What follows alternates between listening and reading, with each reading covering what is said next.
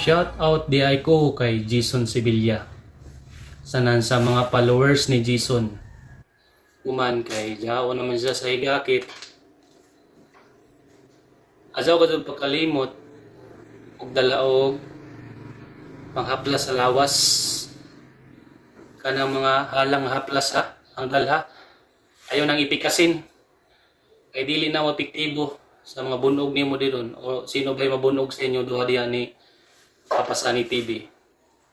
Dalaog haplas na mabugnaw kay ang imong tuhod haplas animo para dili mangurog sa ring. Ha? Kay kung makaabot ka diri sa kantilan, agaran ng taga Siargao diri at hala diri sa kantilan kay panglaksiong ko ng mga bungot ng itong diri sa kantilan. Mag-sit ka ng date kung kuno nato boxing kay bira-birahan tayo itong mga kaiban mo di doon.